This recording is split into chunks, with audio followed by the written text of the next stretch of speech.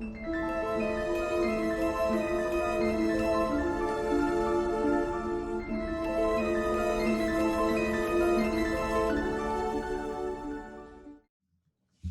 and welcome to the 64 Doors. Today we're going to open door 9. Here we find an archetype that is all about focus, planning, and details. We're going to explore this archetype from a human design perspective and a gene key perspective.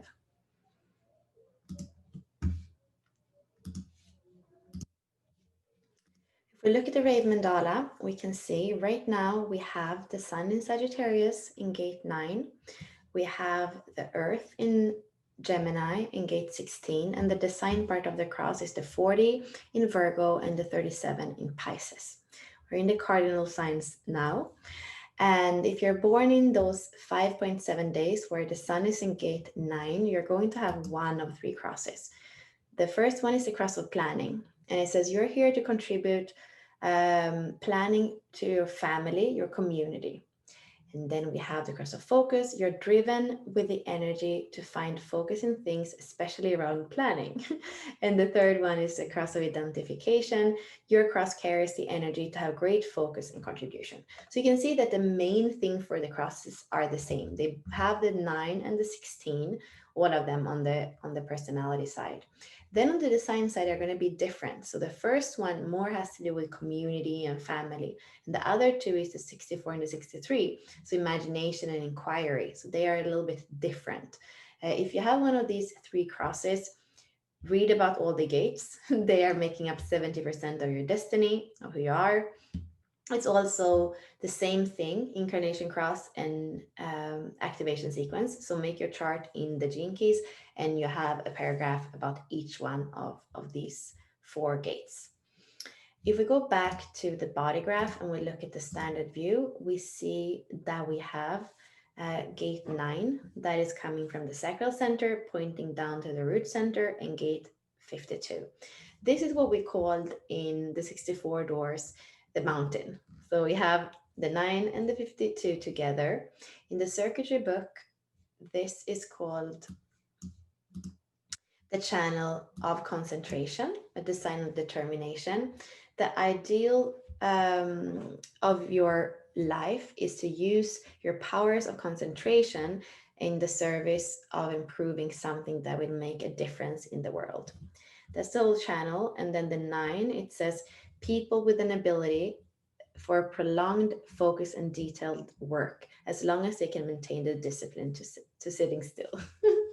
And in the 64 doors, the keywords that we're using are power to focus, detail-oriented, and resilient. The internal motivator is anything can be done one step at a time.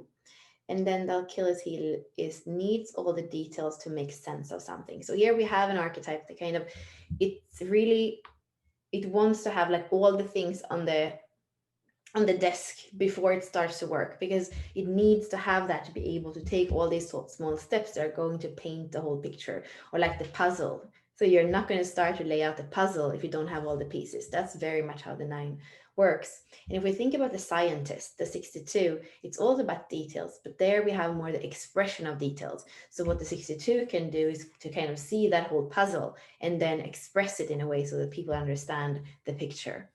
And is there anything else? No, I think that's it for the archetype. And then if we go back to the gene keys, we have the frequency band. The low energy here is inertia. That's the fear frequency. It's reluctant or diverted, depending on if it's repressive or reactive. It goes together with a programming partner on the opposite side of the wheel, which is indifference. The higher frequencies that are more expansive, that are more about openness and relaxedness and love, determination and versatility. The higher frequencies are invincibility and mastery.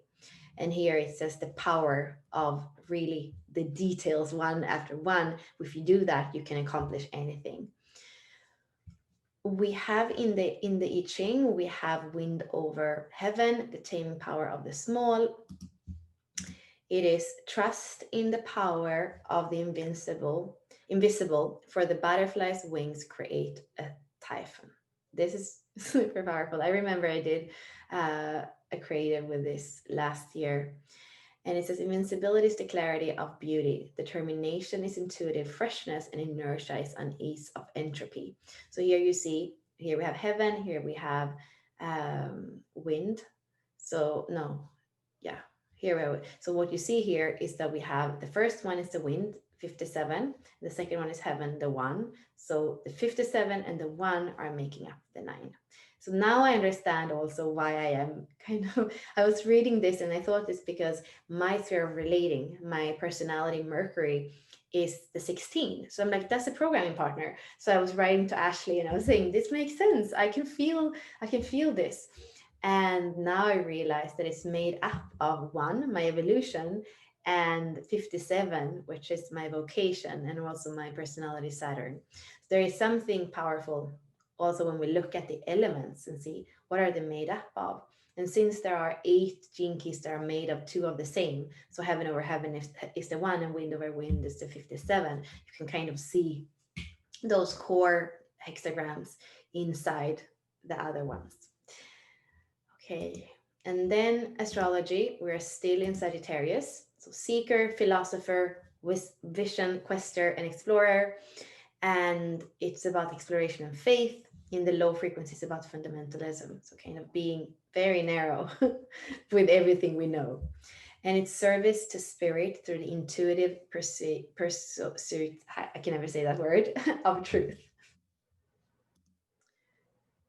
This codon ring has 4 gene keys, and we're going to be in these gene keys for the next transits. They're all coded by the same amino acid. The ring of light forms a set of 4 chemical codes whose ultimate role is to determine the blueprint of how your body captures, stores, and transmutes light waves into energy.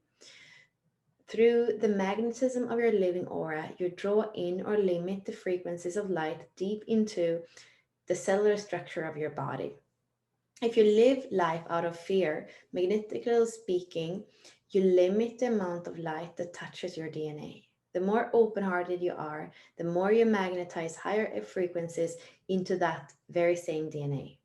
It is only at certain frequencies that particular codes can be activated. This codon ring addresses the central message of the entire gene keys transmission, that you as a human being wield the power to consciously or unconsciously raise or lower the frequency of light entering your body, thereby altering your reality through the medium of your DNA. That's very powerful. We have the dream arc. So, cormorant, beaver, tick. And the mudra, we can also look at it. This is a very interesting mudra in Jane Addams' blog, where she's painting it every week. This week we have the shadow of inertia and of restlessness. So why not look at your life and see what are the things that you are putting in a pile and that you feel you can't do. So procrastination and inertia, where is that showing up for you? And where is restlessness showing up? Because that's a little bit of a different thing. And it's connected to last week's energy of the 34 that can kind of be very active and sometimes forcing things and be busy just for the sake of being busy. So that's also something to look at. And then at a higher frequency, for me, this gate has to do with your dreams. And even in the very small actions that you do on an everyday basis, it's almost like we want to have that dream built in, that it's there.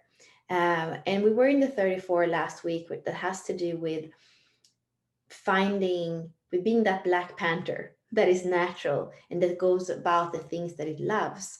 And it's a lot about that energy here too, to be able to find the determination inside of yourself to feel like what you're doing is part of a bigger dream, so that you have the energy. We are speaking about the sacral gate here, to have that, having that energy to create that dream one little step at a time. We were actually kind of joking before with the BATS team, who is behind the creation of the 64 doors, about the name of this archetype. And we're speaking about the beaver, because the beaver kind of takes one little stick at a time, and it's building its house, it's building in the canals.